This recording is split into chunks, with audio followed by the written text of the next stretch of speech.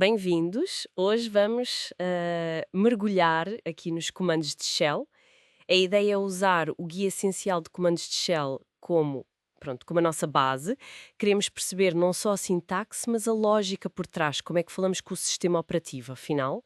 Todos conhecemos tipo LS ou CD, são quase o beabá do terminal, não é? Mas como é que o sistema interpreta uma coisa como ls-lá, USR shared doc? Existe aqui uma estrutura, certo? Algo consistente. Exatamente, e essa estrutura é fundamental. O guia sublinha isso mesmo. Um comando é uma instrução, e essa instrução segue quase sempre um padrão. Primeiro, o nome do comando, o ls neste caso. Depois, os modificadores, que são as opções, o menos lá. E por fim, o alvo, ou seja, os parâmetros, como o USR Shared Doc. E sempre com os espaços a separar, claro. Ok. E essas opções, o lá, permitem, portanto, afinar o que pedimos. O guia fala nas formas curtas, lá, a, que até se podem juntar, mas também nas longas, tipo all.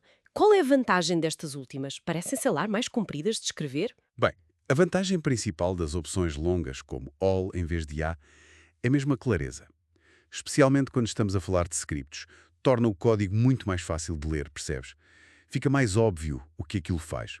Mas ambas as formas, a curta com hífen ou a longa com dois, dão esse controle mais fino.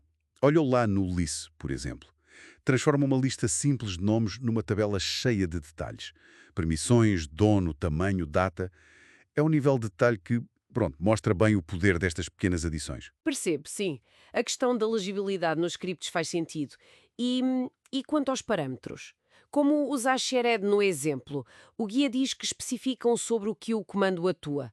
Mas isso pode ser muita coisa diferente, não? Um fecheiro, uma pasta, até, sei lá, um endereço de rede? Precisamente.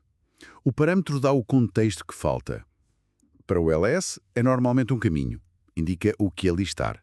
Mas para outro comando, tipo o cp para copiar, vais ter dois parâmetros, a origem e o destino. A função do parâmetro está diretamente ligada à função do próprio comando. É o objeto da ação, por assim dizer. Faz sentido, sim. Ok, e quando nos enganamos? Quando escrevemos mal um comando? O guia menciona aquela mensagem típica, command not found. Isso é mais do que um erro simples, não é? É o shell a dizer que procurou mesmo e não achou. Exato, exato. Essa mensagem é o fim de um processo de busca. O Shell foi procurar e não encontrou. Isso leva-nos a um ponto muito interessante que o material também aborda.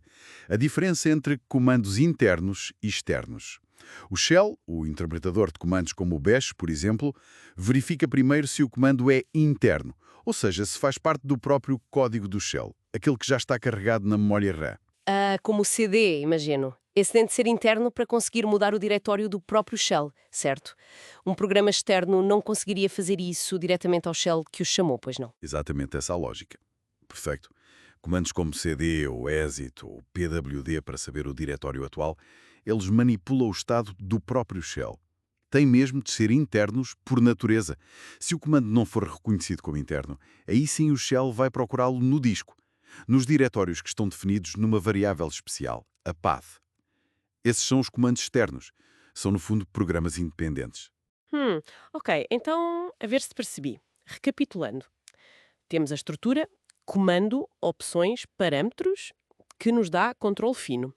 E temos comandos que são internos, processados diretamente pelo shell, mais rápidos porque já estão na memória. E os externos, que são programas guardados no disco. Hum, qual é a grande lição a tirar disto tudo para quem usa a linha de comandos com frequência? Olha, a grande conclusão é que compreender esta arquitetura, a sintaxe dos comandos e esta natureza interna versus externa é o que realmente separa um uso básico de um uso avançado e eficiente da shell. Saber, por exemplo, que um comando interno é mais rápido pode fazer diferença na forma como escreves scripts, especialmente se a performance for importante, e reconhecer a estrutura ajuda imenso a despistar erros ou a perceber melhor a documentação de um comando novo. É, no fundo, a base para dominar a ferramenta. Fica então aqui uma questão para pronto, para pensarmos um pouco mais. Sabendo que os comandos internos são mais rápidos e manipulam diretamente o ambiente do shell, em que situações mais complexas, talvez em scripts longos que fazem muitas coisas diferentes, é que escolher deliberadamente um comando interno em vez de um externo, se houver alternativa, pode ser mais do que só otimizar. Poderá ser mesmo a diferença entre um script que funciona como esperado e um que, sei lá, falha ou tem um comportamento estranho. Fica a reflexão.